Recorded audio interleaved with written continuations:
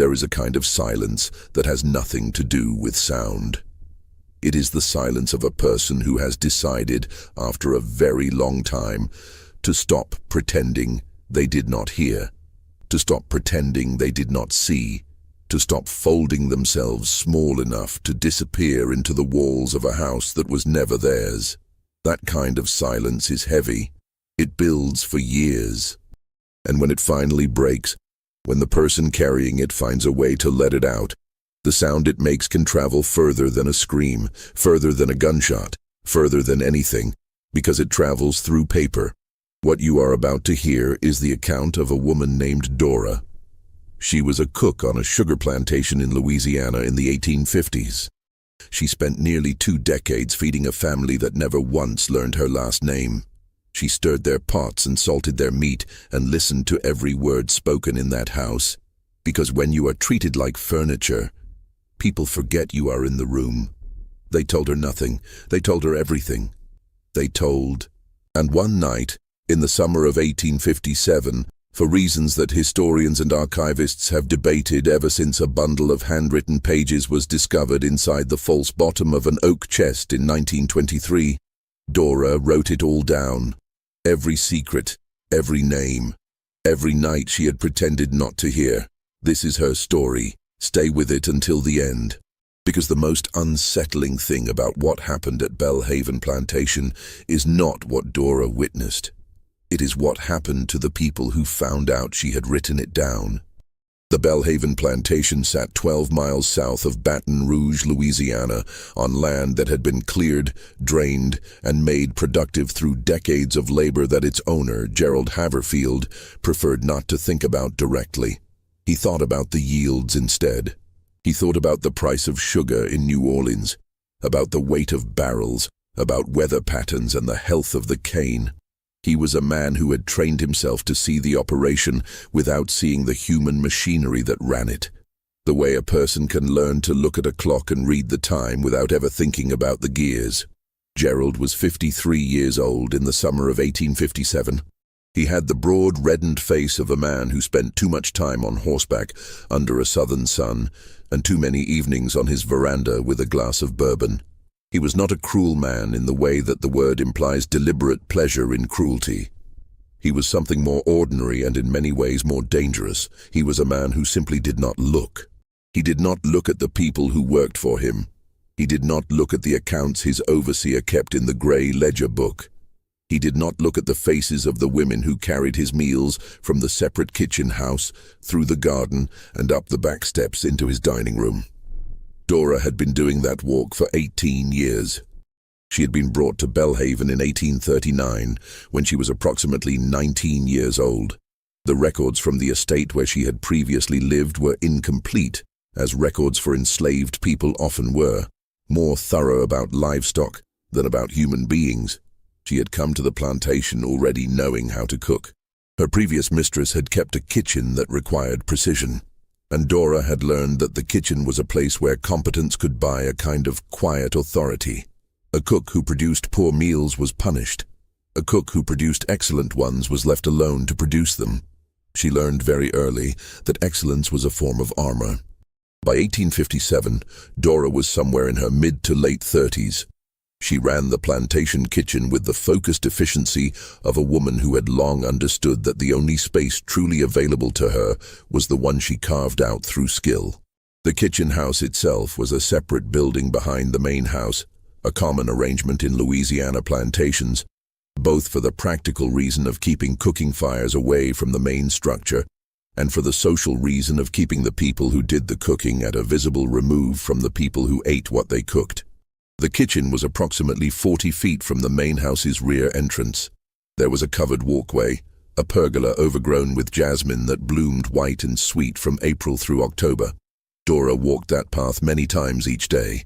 And the thing about that path, the thing that mattered enormously, though no one who designed the architecture had considered it, was that the rear windows of Gerald Haverfield's study sat directly above the back steps where the path ended. Gerald Haverfield conducted much of his private business in that study. He conducted it with the windows open, because the Louisiana summer heat was relentless, and because he had, over 18 years, completely ceased to register Dora's presence in the way one ceases to register the sound of a clock ticking in a room they've slept in for years. This was his most consequential error. Dora had been born into a world that required her to make constant, rapid calculations about what she knew, what she could say, and what she was required to pretend not to know. This was not unique to her. It was the particular intelligence that the system demanded from people in her position. A kind of perpetual, exhausting vigilance that went unacknowledged because it was invisible, and because acknowledging it would have required the people around her to admit it existed. She knew things about the Haverfield family that they believed were known only to themselves. She knew that Gerald's eldest son, Philip, 26, handsome in the way of men who have always been handsome and have done nothing interesting with it, was 3 months behind on debts he had accumulated in New Orleans that his father did not know about. She knew this because Philip had received 2 letters in the spring of that year, and she had been standing at the bottom of the main staircase when he read them, and the sound a man makes when he reads a letter that frightens him is distinctive, and she had listened. She knew that Gerald's wife, Cecily, a thin, precise woman from a Virginia family that had once had more land and prestige than money, and who had spent 20 years married to Gerald, compensating for what she privately considered a social disappointment, had been writing letters to her sister in Richmond that she did not send through the usual post. She sent them through a trusted friend in Baton Rouge who posted them from there. Cecily had mentioned this arrangement in a conversation with that friend in the parlor of the main house one afternoon, speaking in the lowered tones that polite Southern women used when they wished to be discreet, not realizing that lowered tones in a house with wooden floors and high ceilings carry differently than they imagine, and that Dora had been in the hallway outside the parlor door, adieu, sting a tray.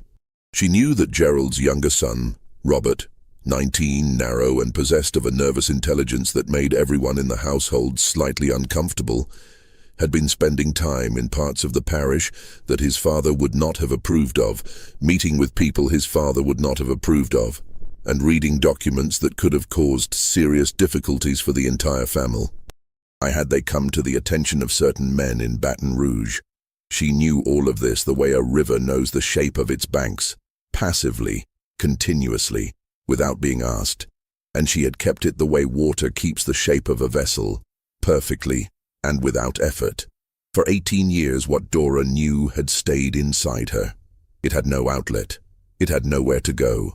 She was a cook on a plantation in Louisiana in the 1850s, and the idea that she might share what she knew with anyone who could do something useful with it was so structurally impossible that it barely formed as a thought.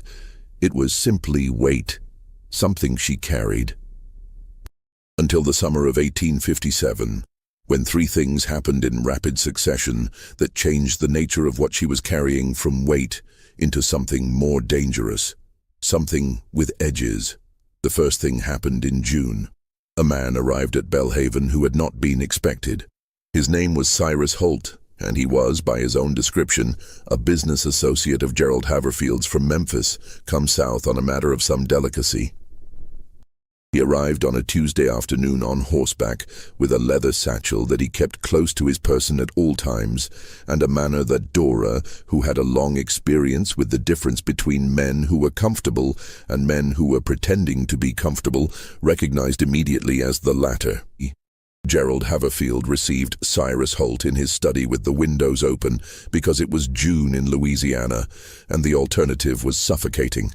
Dora walked the jasmine path 3 times that afternoon. She did not slow down. She did not position herself deliberately beneath the window. She simply walked at her usual pace, carrying what she was carrying, and she listened to what the open window offered her, because she had learned long ago that the best way to hear things was not to appear to be trying. What she heard, in fragments, the natural fragments of a person walking beneath a window rather than standing still, was enough. Cyrus Holt had come about a debt. Not Philip's debt, which was the debt of a young man who drank too much and played cards badly. This was a different kind of debt, of a different magnitude. Gerald Haverfield had, it appeared, entered into an arrangement some years prior with a group of men whose business interests were, to put it in the language of 1857 Louisiana, irregular. The arrangement had been profitable for several years. It was no longer profitable, and the men Cyrus Holt represented were not patient men, and the figure that passed through the open window and reached Dora's ears as she walked beneath it was large enough that she felt something she hadn't expected. She felt frightened for the family, not because she cared for them, exactly. It was something more complicated than care. It was the fear of the servant for the household, the particular anxiety of knowing that if the house falls, everyone inside it falls differently, but everyone falls. She took the food inside and said nothing. The second thing happened in early July. It involved Robert.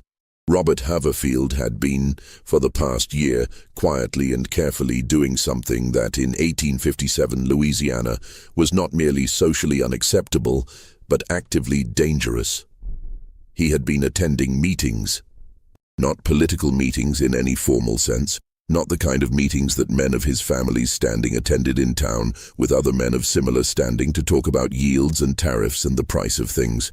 Different meetings. Small gatherings in back rooms and private homes, the kind of meetings that left no public record and that participants referred to in correspondence only obliquely, in language that required a shared understanding to decode. Dora had known about Robert's activities for several months. She had seen the looks he exchanged with certain visitors. She had noticed which letters he opened before bringing them to his father's attention and which he pocketed. She had observed the pattern of his absences. But in early July, something changed. A man came to the rear of the kitchen house, not the main entrance, not the formal approach that any legitimate visitor would use, but the back, through the vegetable garden, in the late evening when the light was going and the household was moving toward the routines that preceded sleep.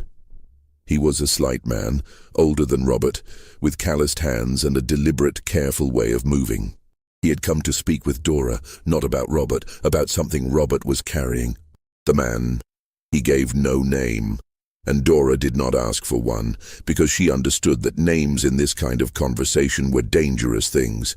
Explained that Robert had taken something he ought not to have taken, something that had been entrusted to the movement that Robert had attached himself to, and that this something needed to be returned or forwarded without going through Robert, who had, in recent weeks, become unreliable in ways that alarmed the people who depended on him. The man asked Dora if she would be willing to help. She looked at him for a long moment. She thought about the jasmine path and the open window and 18 years of walking quietly and hearing everything and carrying it alone. She said she would think about it. The man left the way he had come, through the vegetable garden, and Dora stood in her kitchen for a long time after, listening to the sound of the house settling in the heat. She was thinking. But she was also, for the first time in a very long time, remembering what it felt like to be asked. The third thing happened in the middle of July. It was the thing that changed everything. And it began with a conversation she was not supposed to hear, in a room she was not supposed to be near, at a time when everyone in the main house believed she was in the kitchen.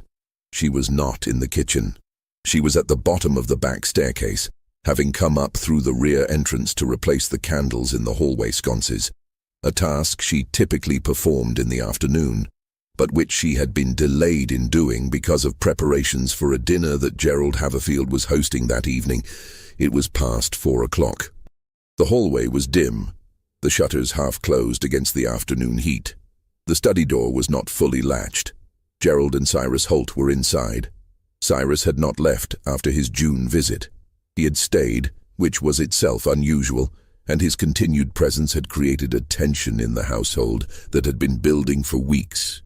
Gerald had told Cecily that Holt was helping with business matters, and Cecily, whose intelligence was considerable but whose access to her husband's affairs was structurally limited, had accepted this explanation with the particular expression of a woman who has learned not to ask questions and has trained herself not to regret not asking them. But this afternoon, through the unlatched study door, what Dora heard was not about the debt she already knew about. It was about a man who lived in Baton Rouge, a man who was, according to Cyrus Holt, asking questions he should not be asking. A man who had begun making inquiries about a series of transactions that connected Gerald Haverfield to the group of men whose representative Holt was, transactions that had occurred over a period of years, and that involved things that, if exposed in the right way to the right people, would destroy Gerald Haverfield entirely and implicate several other men of similar standing in the parish. Cyrus Holt was explaining, in a voice that was very calm and very precise, what he believed should be done about this man. Gerald Haverfield did not respond immediately. There was a long silence. Then he said something in a voice so low that Dora, at the base of the stairs, caught only part of it. The part she caught was enough. She stood very still. She finished replacing the candles. She walked back down the hall and out through the rear entrance and down the jasmine path to the kitchen house. She stoked the fire under the pot for the evening's dinner. She stirred. She salted. She thought about the man in Baton Rouge who was asking questions. She thought about the man who had come through the vegetable garden and asked if she would help. She thought about Philip's debts and Cecily's secret letters and Robert's dangerous meetings and 18 years of knowing and carrying and staying silent. And she began, in the back of her mind, to compose. If you've been listening this far, stay with us, because what Dora had collected over 18 years is about to become the most dangerous inventory you've ever heard of. And we're just getting started. The thing about being invisible in a house is that you are not actually invisible. You are simply categorized differently. You are furniture. You are appliance. You are part of the mechanism. And mechanisms are not expected to observe, so no one accounts for the fact that they do. Dora had been observing since 1839. She had a memory that she had never been given credit for because she had never been given the opportunity to demonstrate it. She could recall conversations from years past with the fidelity of a court stenographer. The exact words, the exact tone, the exact silences that fell between words, and that sometimes said more than the words themselves. This was not a gift she had cultivated for any particular purpose.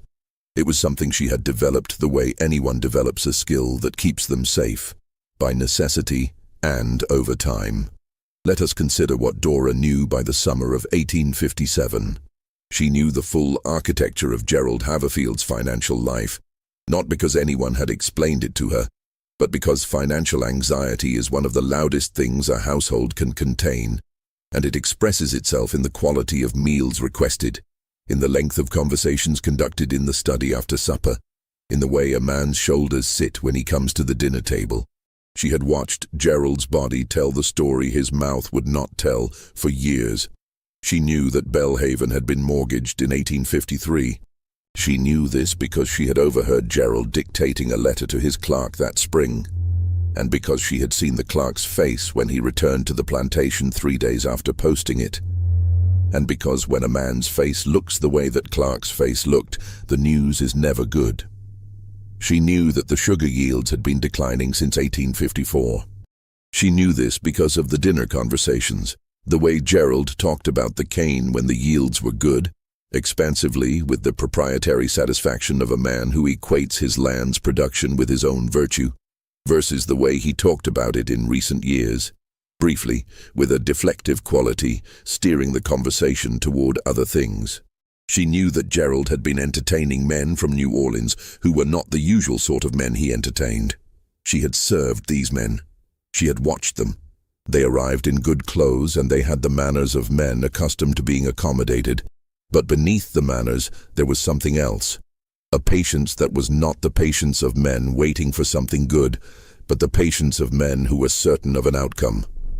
She had learned, over many years, to distinguish between these two kinds of patience.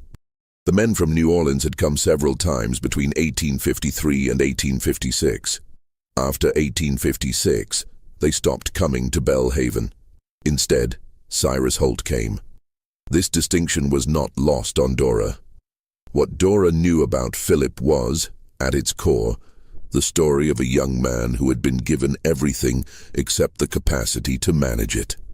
Philip Haverfield had grown up as the heir to something. The plantation, the position, the particular social standing that came with owning land and being white in Louisiana in the middle of the 19th century. He had grown up knowing he would have these things, and this knowledge had produced in him a confidence that was real but hollow. The way a building can look solid from the outside, while the interior structure is compromised. He had gone to New Orleans for the first time at 18 and had returned different.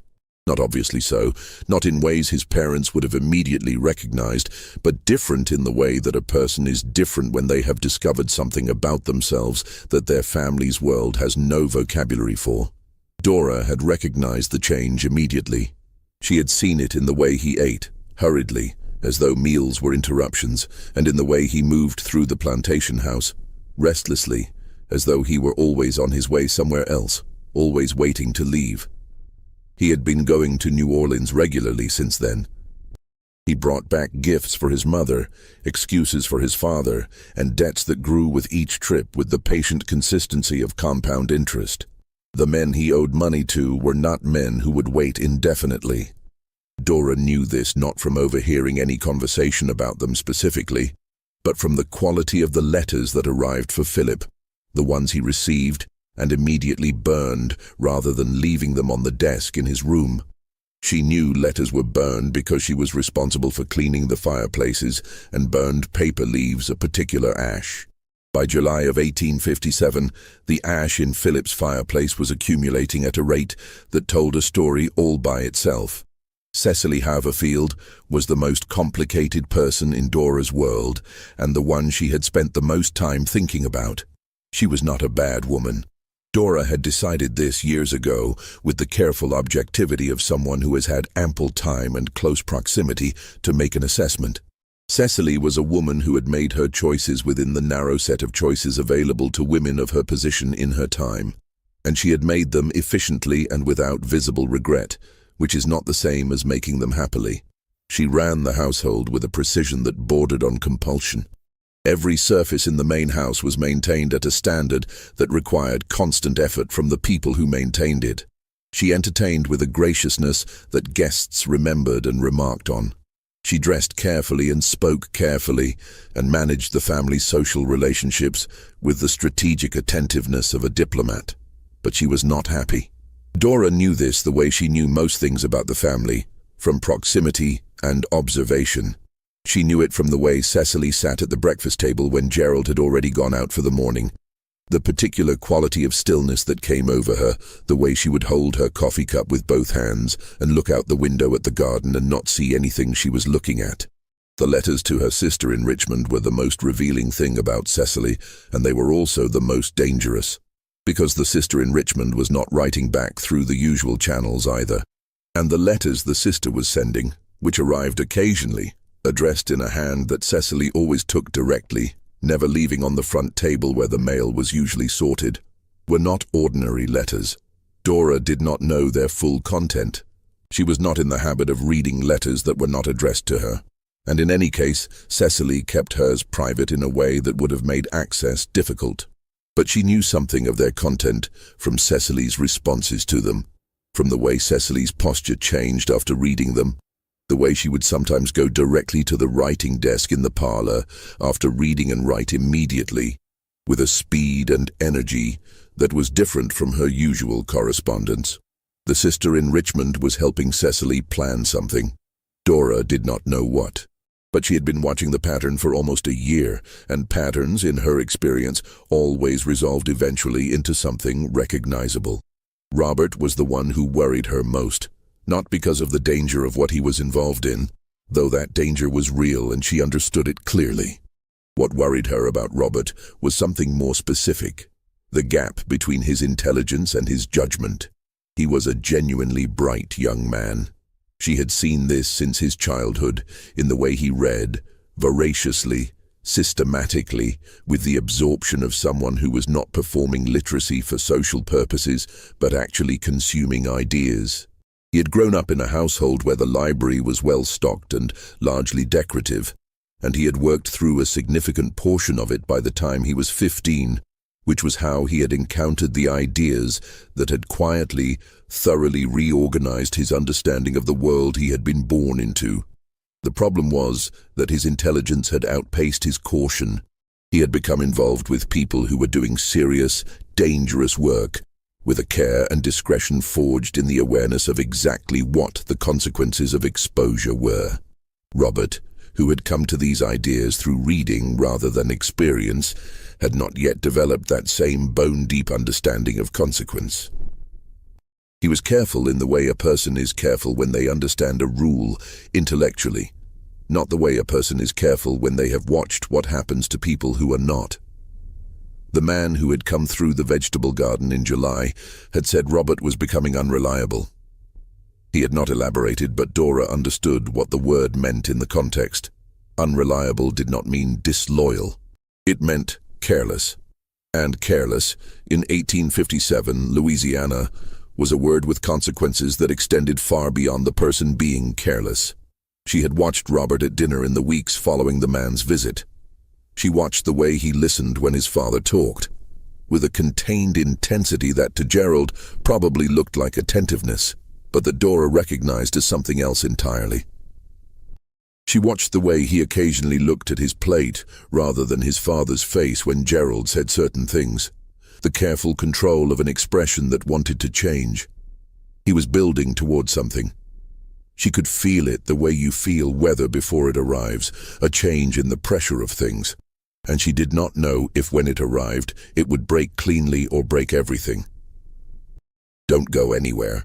What happens next is the part that explains why this story was hidden for 60 years and why, when it was finally found, the people who found it weren't sure they should have. Dora could not read. This is important to establish clearly because it changes the nature of what she eventually did, and because the act itself, the act of writing it all down, required something that she did not have access to in the ordinary course of her life in 1857. She had not been taught to read. This was not an accident. Louisiana, like all slaveholding states, maintained laws prohibiting the formal education of enslaved people, laws that reflected a correct understanding on the part of the people who wrote them, that literacy was a form of power, and that power was precisely what the system required its enslaved population to be denied. But Dora had learned things anyway. She had learned the way a person learns in a world that officially denies them access to learning, obliquely, through proximity, through the particular human ability to absorb more than you are given credit for absorbing. She could not read a page of text with fluency, but she could read enough. She had learned her letters over years of kitchen proximity to household papers, menus written in Cecily's precise hand and left on the kitchen table, lists, notes, labels on supply jars. She had cross-referenced these with sounds she heard, the way a child learns language before they are taught to, by pattern, by context, by repetition. She could write her name. She had learned this much at her previous household from another woman who had learned it the same way. She could write approximately 40 words with reasonable confidence. Words she had practiced in the ash of the kitchen hearth when she was alone, words she had learned from labels and lists and the occasional scrap of paper that passed through her kitchen. This was not enough to write a comprehensive account, but it was not the only tool she had. There was a boy named Lenny. He was 14 years old in the summer of 1857, and he worked in the Haverfield stables. He was small for his age, quick, and possessed of a quality of attention that, in a different world, would have been called scholarly. He had learned to read through a method that was both common and officially invisible in plantation households. He had listened to the lessons given to the Haverfield children by their tutor, standing outside the schoolroom window on the pretense of various maintenance tasks, and he had listened for years, with the same systematic patience that Dora brought to overhearing conversations through open windows. He was better at it than Dora. He had started younger. Dora had known about Lenny's literacy for approximately 3 years.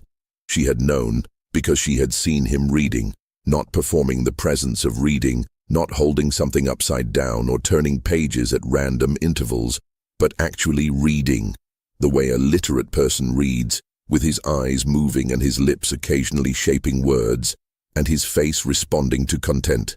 She had seen this on 2 occasions, in moments when he had believed himself unobserved, and she had not said anything about it to anyone. She had simply noted it and waited. In the late summer of 1857, she told Lenny what she needed. She was careful about how she asked. She understood the full weight of what she was requesting, not just the risk of the act itself, but the particular risk of asking a 14-year-old boy to carry any portion of that weight. She thought about this for several days before she spoke to him. She thought about whether there was another way. There was not another way that she could find. She came to the stables one evening after the main house had gone to supper. She told him, in plain and specific terms, what she needed him to do. She did not minimize the risk. She did not pretend that what she was asking was ordinary. She looked at him directly, in the way that she knew adults in that household did not look at him, and she gave him the choice. He said yes. Then he looked at her with those quick, serious eyes and said, "Where are we going to get the paper?" This was, of course, the central practical problem. Paper in a plantation household was not casually available. It was kept in the study, in Cecily's writing desk in the parlor, in the schoolroom. Taking it in quantity sufficient for what Dora needed to do would be noticed. It took them 2 weeks to solve this problem. The solution came from an unlikely source: the inventory of the supply room, which Dora managed, and for which she was responsible for keeping basic written records, a concession made to practical necessity because the plantation's kitchen required a written inventory for the overseer's accounting, and since Dora ran the kitchen, she was the one who maintained it. The records she kept were basic, and the paper she used for them was coarse wrapping paper rather than the fine stationery in the study. But it was paper. She began accumulating it slowly, 1 or 2 sheets at a time, over the course of 2 weeks in August. She recorded the missing sheets by entering them in the inventory at slightly different intervals, so that the total count remained consistent when reviewed. It was a small and precise deceit, the kind that she was capable of because 18 years of careful observation had taught her exactly how often the supply records were checked, and by whom and with what level of attention. By mid-August, she had enough paper. The ink was a different problem, solved more simply. Lenny stole a small bottle of writing ink from the schoolroom supply closet, replacing it with a bottle of similar size that he had filled with water tinted with kitchen blacking. The replacement was imperfect, but it would not be discovered quickly, and quickly was all they needed. They were ready. She did not write it herself. This is critical to understand. Dora dictated, and Lenny wrote. They worked in the kitchen house after the main household was asleep, which in summer in Louisiana meant well past 10 o'clock, when the heat of the day finally began to release its grip, and the house settled into the particular sounds of sleep. The creak of beds, the sound of Gerald's light snoring that carried through the open windows, the eventual silence of even the dogs. The first night, they sat for nearly an hour saying nothing, while Dora organized herself. She had never done anything like this before. She had thoughts, she had memories, she had 18 years of accumulated knowledge. But the act of translating that into something sequential and recordable was a different task than simply knowing things, and she needed time to understand the structure she was going to use. Lenny waited with the patience of a boy who has spent years doing exactly this, waiting, observing, staying still long enough for the world to show him more than it meant to. Eventually she began. She did not start with the most dramatic thing. She started at the beginning, with what she had observed in the first years after her arrival, the shape of the household as she had first understood it, the personalities as they had first presented themselves to her. This was a choice that reflected something about how she thought, and it made what came later more legible and more terrible, because by the time she reached the events of 1857, the reader would understand exactly how each person had arrived at the moment they were now in. She spoke quietly and directly. Lenny wrote quickly, in a hand that was not beautiful but was clear.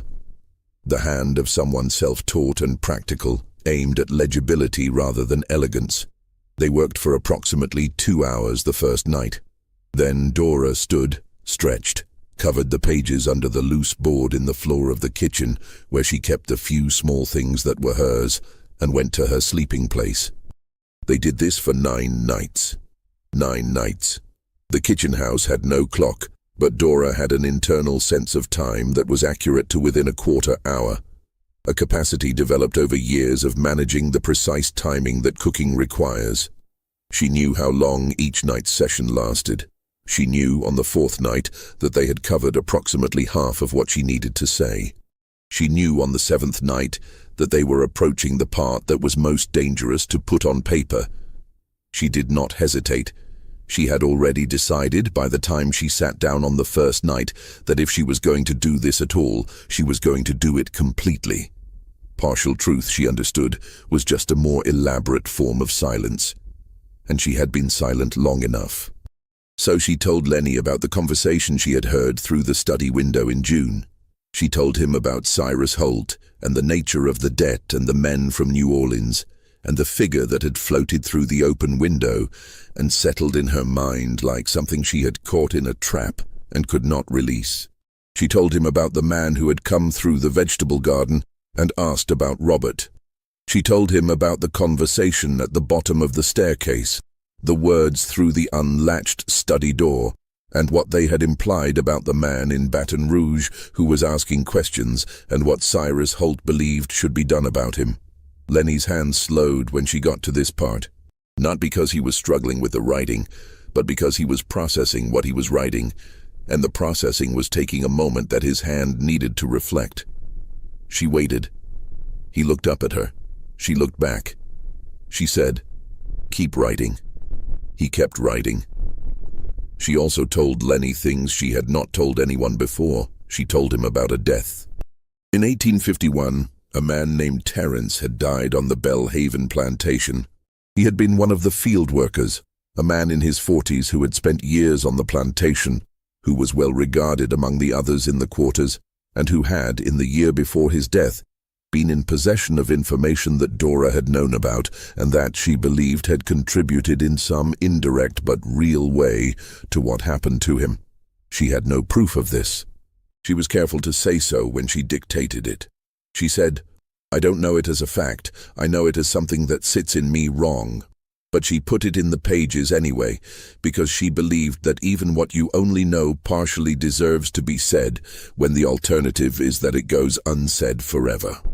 She told him about a woman named Addie, who had been sold from Belhaven in 1848, under circumstances that the official record of the transaction, if there even was one, would have described with the bureaucratic neutrality of a property transfer. What those records would not describe was the reason. What those records would not describe was the conversation Dora had overheard 2 weeks before the sale in the study through the open window while walking the jasmine path. She had carried Addie's story for 9 years.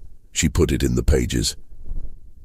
She told him about the visiting men from New Orleans, not just that they came, but what she had observed about their nature, the quality of their patience, the way they looked at the plantation and its people in a way that was different from how planters or business partners look at property, a way that told her something about the nature of the arrangement, though she could not have named Pretai. Seely what it was. She told him about a document she had seen, not read, because she could not read it fully, but seen clearly enough to describe its physical appearance, the letterhead, the signature at the bottom, the shape and arrangement of the text in a way that she believed, in combination with what she had heard, would be legible to someone who could read. She told him about the small, systematic ways in which the accounting of the plantation had been, over the years she had been there, arranged to produce a picture of the operation that was slightly but consistently different from the reality she observed and lived. She told him about a man named August Fry. August Fry was a name that Dora had heard once in passing, in a conversation between Gerald Haverfield and a man she did not recognize who had arrived at the plantation in the late winter of 1855. She had been walking the jasmine path. She was always walking the jasmine path, and she sometimes felt that the most consequential geography of the entire plantation was those 40 feet of covered walkway. and the name had floated down to her from the open study window with the particular weight of a name that the speaker has calculated before saying. Gerald had said the name once, and the other man had responded. And then Gerald had said something that included the word arrangement. And then they had moved to another part of the room or lowered their voices sufficiently that the path offered nothing more. She had kept the name, August Frey. She had no idea who he was or what the arrangement was. But names that are said with that particular care, in that particular tone, in that particular company, she had learned to keep them. She had learned that sometimes the value of a thing is not visible until later, until it combines with something else. The way two unremarkable ingredients can produce something that is neither of them.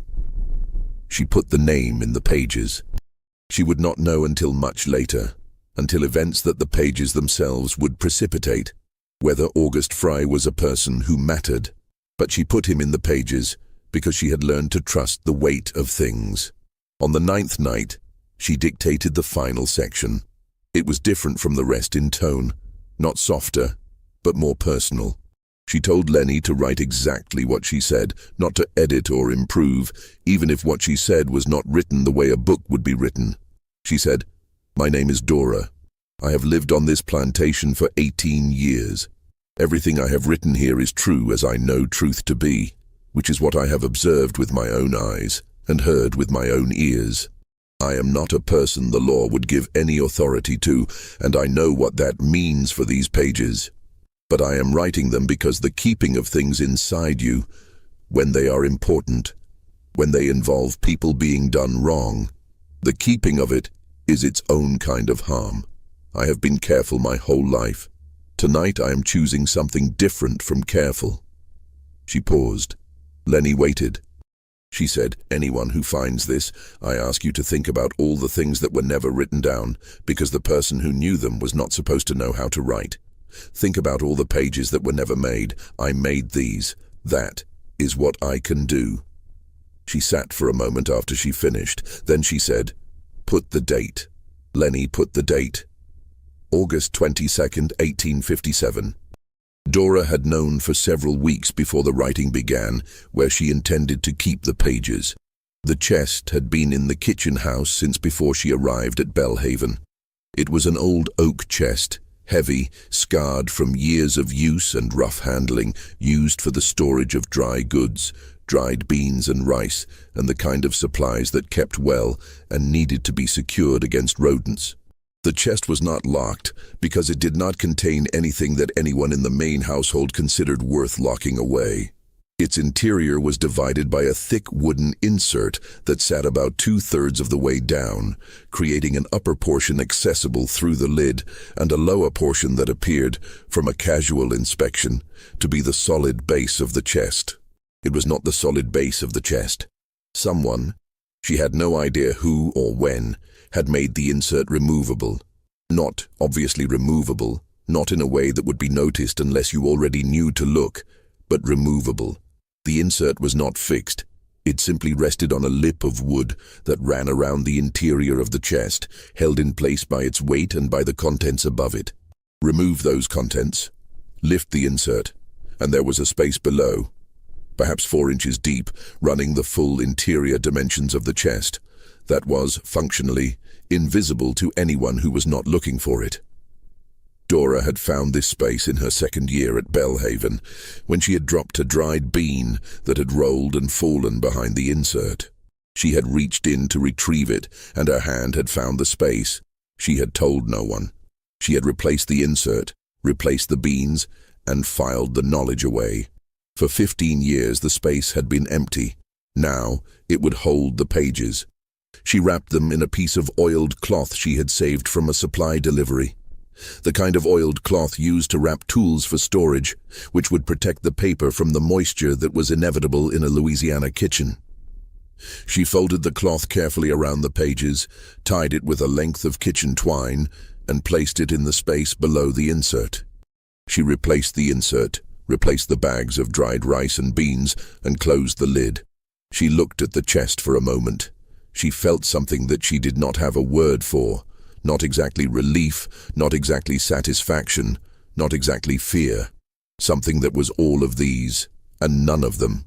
The feeling of having done something that cannot be undone, when you have decided that undoing was never the point. She went to bed. September arrived in the manner of Louisiana Septembers, not with any noticeable cooling, that was weeks away yet, but with a quality of light that was different from August, a slightly altered angle that made the shadows longer in the afternoon and gave the evenings a quality of something concluding. Dora watched the household with particular attention in the first days of September.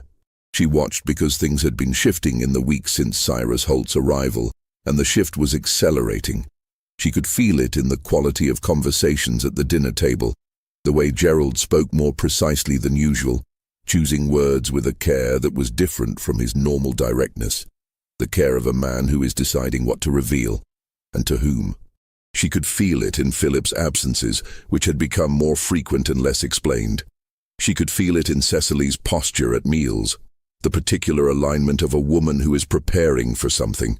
And she could feel it most particularly in Robert, who had become in the past 2 weeks very quiet. Robert's quiet was not the quiet of a person at peace. It was the quiet of a person who has made a decision and is waiting for the right moment to execute it. She knew this quality of quiet because she had lived in it herself all summer. On the 5th of September, a letter arrived for Gerald Haverfield. She knew it was significant not from its content, which she did not see, but from what happened to the household after it arrived. Gerald received it in the morning, read it in his study with the door closed, and then went to find Cyrus Holt, who was staying in the guest room at the rear of the main house. She knew Gerald had gone to Holt because she heard him on the back staircase. She recognized his footfall precisely, 18 years having made her an expert in the particular ways each member of the household moved through the house, and then heard him knock at a door and enter. The conversation behind that door lasted approximately 40 minutes. When Gerald emerged, he went directly to the stables and requested a horse. He rode out within the hour. He did not return until after supper. When he came back, he ate what was sent to his study on a tray, rather than coming to the dinner table, which was unusual enough that Cecily came to find Dora in the kitchen to ask if something was wrong with the food, because she was concerned about Gerald and looking for an explanation that did not require her to go to Gerald himself. Dora said the food was fine. She said Mr. Haverfield had perhaps had a tiring day. Cecily looked at her with an expression that was not quite what it presented itself as, not quite the expression of a woman merely inquiring about dinner logistics, and then nodded and went back to the main house. Dora stood at her kitchen fire and stirred what was in the pot. She thought about the man in Baton Rouge who was asking questions. On the 9th of September, Philip left for New Orleans. This was not unusual in itself. He went to New Orleans regularly, but the circumstances of this departure were different. He left early in the morning before breakfast, without the usual social performance of departure, without the goodbye to his mother that was customary, without the instructions to the household staff that a man going away for some length of time typically gives. He simply left. Dora knew he had gone because one of the girls who worked in the main house mentioned it in the kitchen that morning, confused about whether she was still supposed to prepare his room. She told the girl to prepare it as usual. Then she stood for a moment thinking about what Philip's sudden quiet departure meant in the context of everything else that was happening, and concluded that it meant he knew something was coming and had decided that distance was the appropriate response. Philip Haverfield, in Dora's long assessment of him, was not a person who stayed when things became difficult. He left. He had been leaving for years, in small ways and large ones. This was simply the most decisive version of a pattern she had observed since he was old enough to choose. On the 12th of September, Robert came to the kitchen. He did not come for a reason related to food. He stood in the doorway for a moment, looking at her in a way that he rarely looked at her, directly, with the quality of someone who is seeing rather than merely looking. He asked if she had a few minutes. She said she did. He came inside and sat at the corner of the kitchen work table, the corner where the light from the window was good, and he was quiet for a moment, and then he said something that she would write down later, after the fact. In her own words, in the space of a letter she sent through a channel she will not specify here, a letter that ended up as part of a later archive, and which is why we have our account of what he said. He said, "Dora, I need you to know that whatever happens in the next few weeks, I'm going to make sure that the people in the quarters know what they need to know to make the right choices." He paused. "I need you to know that I know it matters." She looked at him. She said, "What's going to happen in the next few weeks?" He looked at his hands. He said, "I'm not sure of all of it, but things are going to change." She said, "Things always change, Mr. Robert." He looked up at that. He said, "Not like this." She did not tell him about the pages. She looked at him and thought about the 14-year-old boy in the stables who had written them, and about the oilcloth and the false bottom and the oak chest and the 15 years of empty space that had finally, in the last month of summer, been put to use. She said, "I know." He left. She went back to the fire. On the 14th of September, 2 things happened. The first, a stranger came to the plantation. He arrived in the late morning on a hired horse, carrying a document that he required Gerald Haverfield to sign for, which meant he had to be admitted to the study, which meant Dora was informed of his presence by the girl who managed the front entrance, who came to tell Dora that a visitor had arrived so that Dora could prepare a refreshment tray. Dora prepared the tray. She walked through the house. She set the tray on the hallway table outside the study and knocked. Gerald's voice said, "Come." She entered with the tray, set it on the side table, and left. The operation took approximately 45 seconds. In those 45 seconds, she saw the stranger clearly. She saw the document on Gerald's desk, partially unrolled. She saw Gerald's expression. The stranger was from Baton Rouge. She did not know this absolutely, but she was near certain, from a detail she had observed that she could not explain without revealing more than she wishes to explain here. A small, specific, observable detail that told her something about where he had come from. Gerald's expression was the expression of a man who has received what he feared and has been required to receive it in the presence of a witness and cannot show what he feels. She left the study. She walked down the hall. She went back to the kitchen. The second thing that happened that day, Cyrus Holt left Belhaven. He left quietly in the afternoon with his horse and his leather satchel. He said goodbye to no one that Dora was aware of. He simply was there and then was not there, which in itself was a kind of information. You've come this far with us.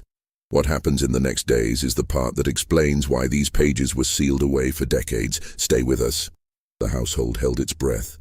Dora had never felt this quality in a place so strongly before. Not even during the difficult periods of previous years, not even during the financial troubles of 1853 or the illness that had swept the quarters in 1855 and killed 4 people in 6 weeks. This was different. This was the specific quality of held breath that preceded not the usual difficulties of a plantation year, but something structural, something that would change the shape of things. She continued cooking.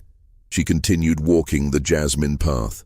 She continued each time she walked it, listening through the windows that were always open because it was September in Louisiana, and the heat had not broken yet. Gerald had gone quiet in a way that was different from his usual taciturnity. He was in the study most of the day and in the evenings, which was not unusual, but the quality of his presence in the house had changed. It had a density to it, a concentration, the way a storm has density before it breaks, and the house felt heavier around him. Cecily was writing. She was writing more letters than Dora had ever seen her write, working at the parlor desk with a speed and continuity that was remarkable. She sealed them herself and walked them to the front door herself, and gave them to the houseboy to take into town, which was unusual. She usually left outgoing correspondence on the front table. She was not going through the usual post. Robert was absent most of the day. He left early and returned late, on foot rather than on horseback, and came in through the rear entrance rather than the front. which told her something about where he had been, and more importantly, with whom. On the 18th of September, 3 men arrived who were not invited for supper but ended up sitting in the dining room for 3 hours. Dora cooked for them. She sent the food in through the back staircase as usual. She waited in the kitchen while they ate and talked. She came back to clear as usual. When she came to clear, the men were still at the table. She moved through the room the way she always moved through rooms, efficiently, quietly, without the particular weight of presence that requires acknowledgement. She cleared plates. She set down the dessert course. She refilled glasses. The conversation continued around her with an occasional lapse, not quite a pause, but an adjustment, a slight narrowing in the breadth of what was said while she was in the room. This was the standard adjustment that people made in her presence, a compromise between the desire to speak freely and the awareness that she was present, resolved in the usual direction, assuming that her presence was equivalent to absence. She was not absent. What she heard in those lapses and adjustments was the outline of a situation that, by September of 1857, had become something she had not quite anticipated, even with everything she knew. The document from the stranger on the 14th had not been what she had thought it was. It was not from the man in Baton Rouge, it was from a different direction entirely. It pertained to a different part of Gerald Haverfield's arrangement, the part that involved August Fry. She heard the name. She heard it said with the same calculated precision she had first heard it in 1855, and now it had context, and the context made the weight of those 2 years of keeping the name feel suddenly, vertiginously significant. August Fry was an agent. He worked variously and with great flexibility of allegiance for several different interests, and the interest he had most recently been working for was one that had been investigating the arrangement between Gerald Haverfield and the men from New Orleans for the better part of 2 years. She cleared the table. She went back to the kitchen. She stood at the fire and thought about a name she had kept for 2 years and what it meant that it had finally showed her what it was. On the 22nd of September, Robert did not come home. He had left that morning as usual, on foot through the rear, and by supper he had not returned, and by the time the household closed up for the night and the lamps were extinguished, he was still not back. Gerald did not send anyone to look for him. This was the detail that told her the most. In a household where the heir's movements had always been tracked with the anxious attention of parents who understood that their son's behavior had consequences for the family's standing, the absence of a search was not an oversight. Gerald knew where Robert was, or he knew in broad terms what had happened to Robert's presence, and he had decided, deliberately with whatever feeling was behind that decision, to let the absence stand. She did not sleep well that night. In the days that followed, the plantation operated on its surface as it always had. The cane was at the stage in the growing season that required a particular kind of attention. The kitchen produced 3 meals a day. The household routine continued its rhythm. But underneath the surface, Dora felt the structure of things shifting. Cecily had received a letter that made her, for an afternoon, stop pretending. She sat in the parlor with the letter in her lap, and her hands in her lap, and her face doing something she did not manage to smooth back into its usual composed arrangement before Dora had crossed the hall with a tray and seen it. Dora set down the tray and left without being dismissed, which was irregular, and Cecily did not call her back. October came. Philip did not return from New Orleans. Robert had sent word, not to the main house but to the quarters, through channels that had their own architecture and their own efficiency, that he was safe, and that people should know certain things and should make certain decisions accordingly.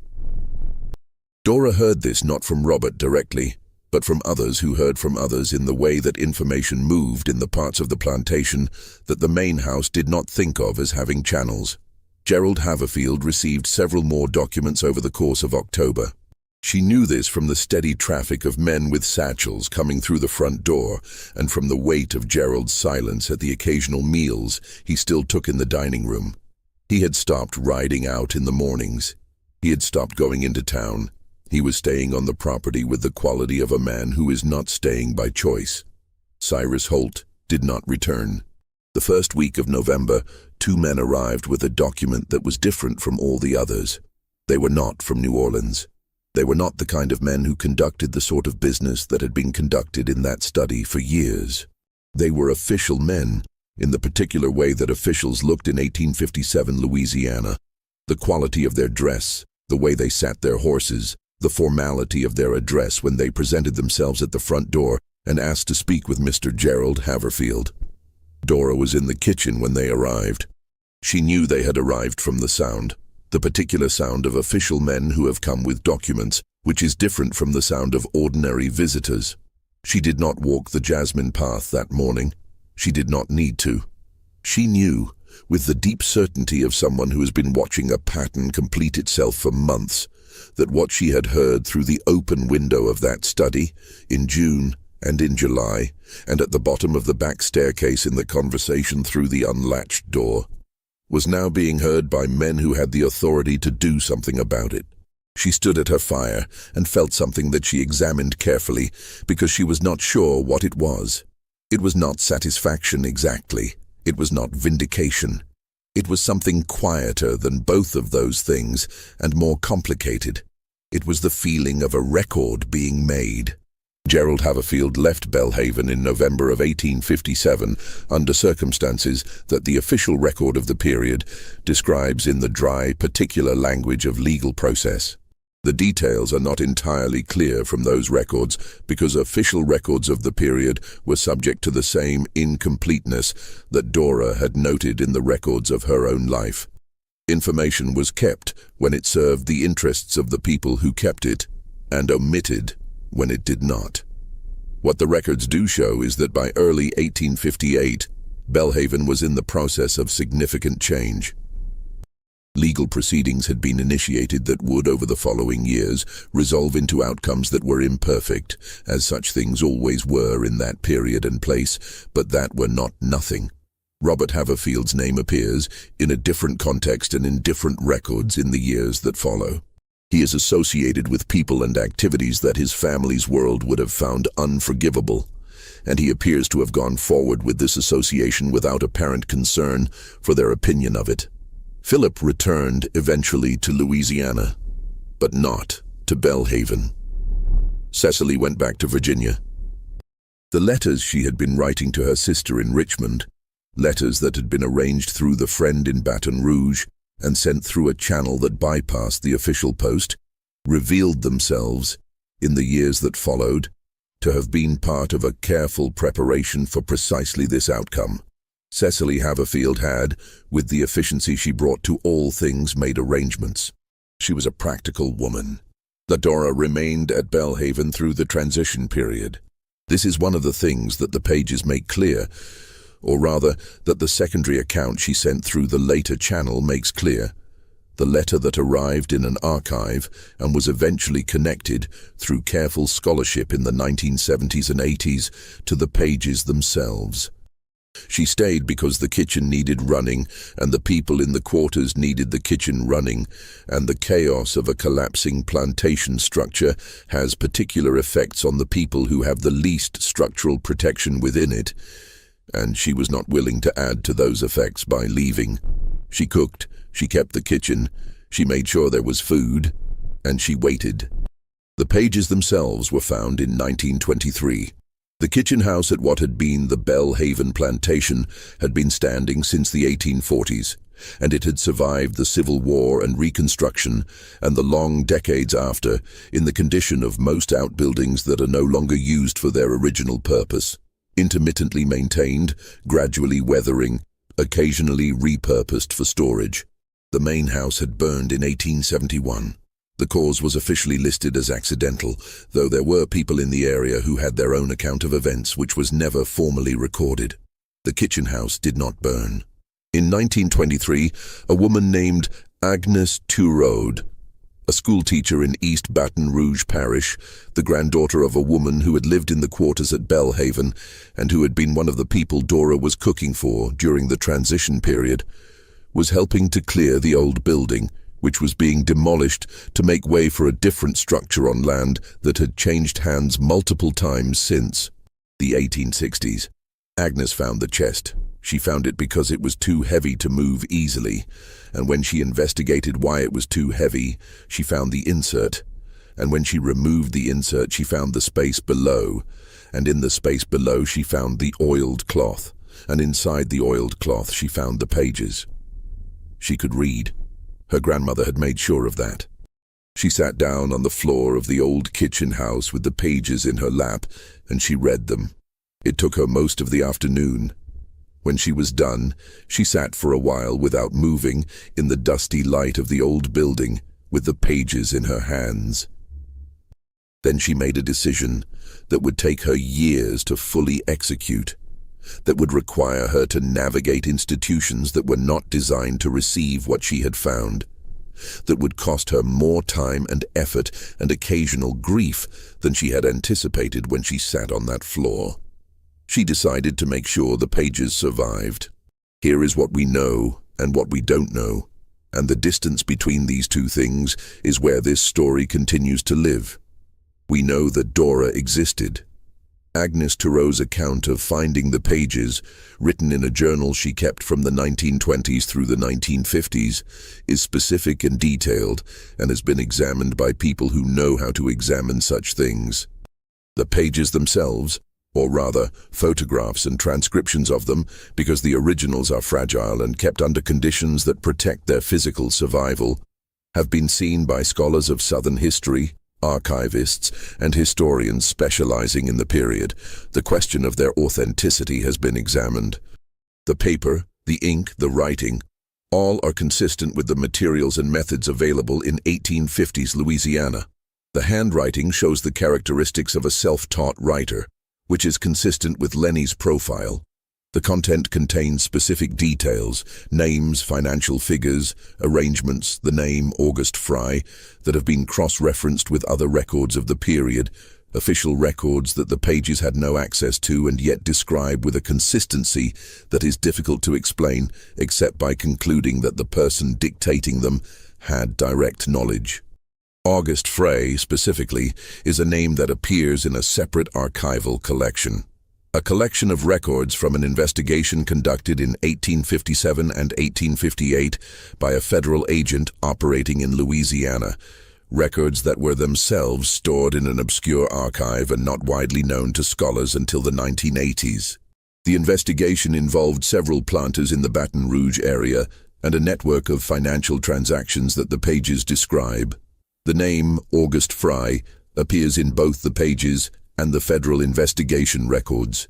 There is no way to explain this, except that Dora heard it and Lenny wrote it down. What we don't know is more extensive.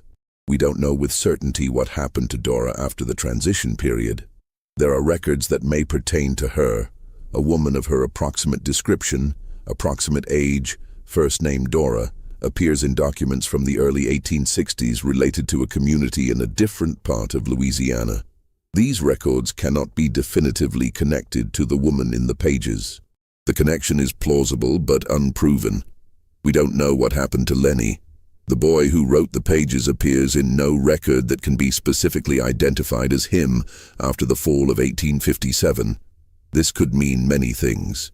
The most hopeful interpretation is that he, like Robert, moved into a different world and left fewer records because the world he moved into was one that kept different records. The less hopeful interpretations are the ones that the period makes available and that we do not need to specify to understand. We don't know the full content of the pages because some of them were damaged before Agnes Turo found them. Louisiana humidity had done work on the oiled cloth, and the outermost pages were partially illegible in places. The transcriptions that scholars have made are of the legible portions, with notations of lacunae. We don't know who the man in Baton Rouge was, who was asking questions that Cyrus Holt believed should be addressed with means beyond mere discouragement. The federal investigation record suggests several possibilities, but none of them can be confirmed as the specific person Dora overheard being discussed. We don't know, and can never know, How many conversations Dora heard that she did not put in the pages because they did not seem relevant, or because the 9 nights were finite, or because some things she carried in herself and chose not to externalize. The pages are what she chose to put outside herself. They are the record she decided to make. Everything beyond them is the larger archive that no system of records ever built was equipped to hold. The archive of what was known by people who were not supposed to know it, preserved in nothing but memory, for no span of time except a lifetime. We're near the end now. But before we get there, there's something you need to know about what happened after Agnes found those pages. Because what she found wasn't just a document. It was a map of consequences. Stay with us. Agnes Turow spent the years from 1923 to 1938 doing something that required more patience and strategic intelligence than most of the activities that history tends to reward with recognition. She was trying to get someone with institutional standing to care about a bundle of handwritten pages found in the false bottom of a kitchen chest on a former Louisiana plantation.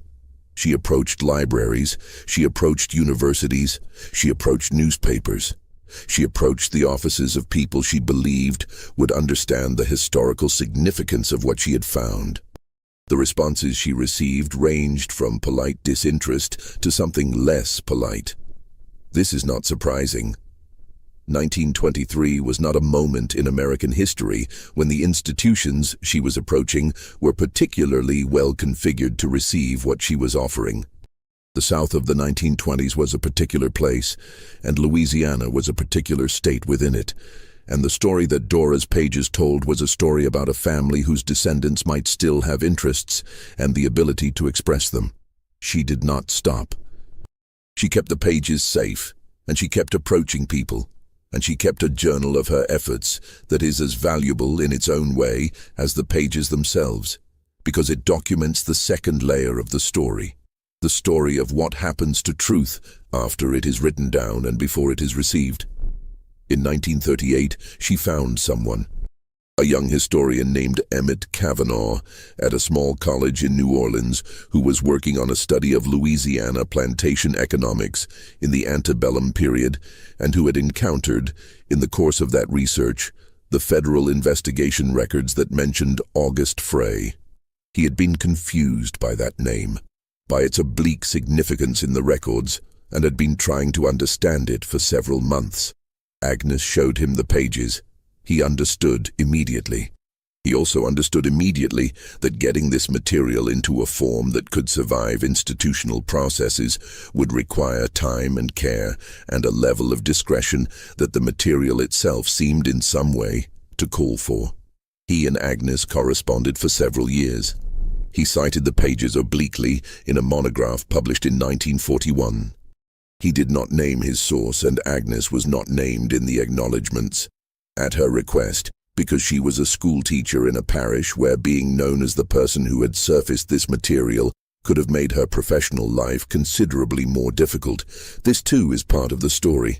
The pages eventually reached an archive. In 1949, Agnes Turow deposited them, the originals, carefully preserved in the oiled cloth she had also kept, with a specific archive at a specific institution that she had spent years identifying as the most likely to hold them properly. An institution that had a particular commitment to collecting the records of people whose records were not usually collected, that had been founded with exactly this gap in the historical archive in mind. She accompanied the deposit with a written account of how she had found the pages, the story of her grandmother's connection to Belhaven, and the history of her efforts to find them a home. She also included the journal. All of this is now archived. All of it can be found by people who know where to look and have reason to look. The scholarly examination that produced the most complete account of what the pages contain and of what they mean in the context of the other records they connect to was published in 1987 by a historian whose name is in the public record and who spent several years working with the material in the archive. The account is careful and scholarly and methodologically precise. It does the things that good historical scholarship does. It establishes provenance, it cross-references, it acknowledges uncertainty, it argues for a reading rather than imposing one. It also contains at its conclusion a passage that is worth quoting, because it articulates something about these pages that all the methodology cannot fully account for. The remarkable thing about Dora's account is not that it exists. It is that it survived. The institutional conditions of the antebellum South were comprehensively designed to prevent exactly this kind of record from being made, and the conditions of the subsequent 100 years were not much more hospitable to its preservation. That this bundle of pages traveled from the false bottom of an oak chest in a Louisiana kitchen house to an archive where it can now be read by anyone with a library card is not a small thing. It is, in fact, a very large thing. A fact about human persistence that is more interesting, finally, than most of the facts about human cruelty that the pages themselves contain. The ending that is also a beginning. There are things that Dora could not have known when she sat in her kitchen in August of 1857 and began to dictate. She could not have known that the pages would survive. She put them in the best hiding place she had available, and she covered them with beans and rice, and she went to bed. And whatever she believed or hoped about their future, she was not in a position to guarantee it. She had done what she could do, and the rest was not in her hands. She could not have known that a woman she had cooked for, a woman in the quarters whose name was Celestine, and who had sat in that kitchen more evenings than either of them could count and eaten what Dora made and talked and listened, would have a daughter who would one day come to clear an old building and find a chest too heavy to move and change the course of a document that had been waiting 66 years for someone to come. She could not have known that the name August Fry, which she had kept for 2 years without knowing its value, would be the key that unlocked the academic credibility of everything else she had said. She could not have known, and could not have been expected to know, that what she was making in those 9 nights in the kitchen, crouching over pages with a 14-year-old boy who wrote in a self-taught hand by the light of the kitchen fire, was a document that would be read in the 20th century by people who understood it to be, among other things, a map of how a certain kind of power arranges itself and a record of the particular intelligence required to navigate it from below. She knew only what she knew. She knew it was true. She knew it mattered. She knew she was tired of carrying it alone. She wrote it down, or rather, she spoke it, and a boy named Lenny wrote it down, in a hand that got more confident across the 9 nights of the project, the letters becoming steadier as the work went on, as if the act of writing something important was itself a kind of practice that improved the writer. By the last page, Lenny's handwriting was different from what it had been on the first.